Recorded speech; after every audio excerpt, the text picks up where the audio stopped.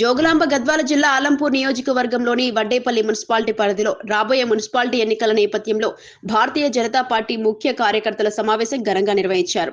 Vaddepalli municipality BJP అధ్యక్షులు బోయ రామకృష్ణ అధ్యక్షతన జరిగిన ఈ సమావేశానికి జిల్లా బీజేపీ అధ్యక్షులు తపాల రామాంజనేయులు ముఖ్య అతిథిగా హాజరయ్యారు.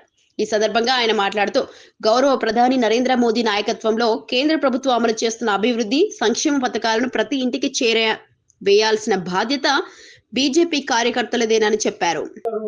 మన బలమైన అభ్యర్థులను ఎంచుకునే విధంగా ఈ యొక్క సహాయక సమావేశంలో కసరత్తు చేయండి అని ఈ యొక్క సమావేశం ఏర్పాటు చేయాలి.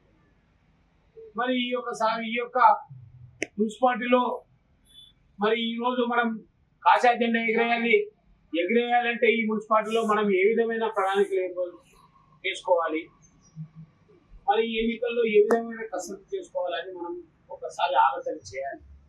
మరి ఈ రోజు రాష్ట్రంలో చూస్తున్నాం, ఈ యొక్క తెలంగాణ వచ్చినప్పటి నుంచి టీఆర్ఎస్ ప్రభుత్వం చూసినారు 10 సంవత్సరాలు.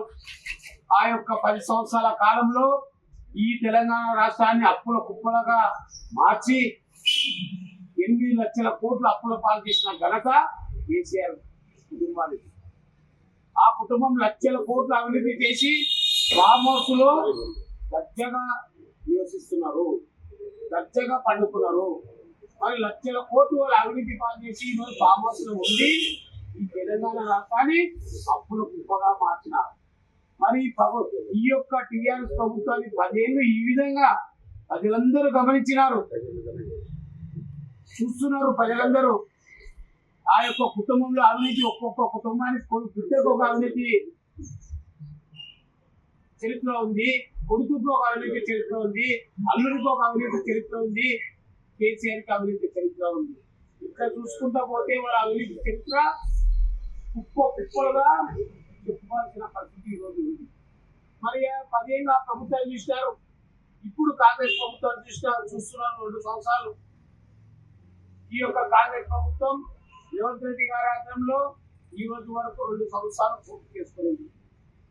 2 సంవత్సరాలు 1 నెలలో మనం పడ్డం 25 నెలలు అయింది. మరి ఆనాడు ఎన్నికల సందర్భంగా ఈ యొక్క కాంగ్రెస్ ప్రభుత్వం, కాంగ్రెస్ పార్టీ ఈ తెలంగాణ రాష్ట్రంలో ఉన్న ప్రజలకు అనేక రకమైన హామీలు ఇచ్చింది. 1 కాదు 2 కాదు 6 గ్యారంటీలని గొప్పలు చెప్తూ 420 హామీలు ఇవ్వడం జరిగింది. ఈ రోజు గెలిచిన తర్వాత 25 నెలలైంది. ఈ రోజు హామీలన్నీ పక్కన పెట్టి ఈరోజు తెలంగాణ ప్రజలను మోసం చేస్తున్నారు. మరి ఈ యొక్క పరిస్థితిలో ఈ యొక్క వాతావరణంలో మున్సిపల్ ఎన్నికలు రాబోతున్నాయి. టీఆర్ఎస్ ప్రభుత్వం చూస్తారు, కాంగ్రెస్ ప్రభుత్వం చూస్తారు.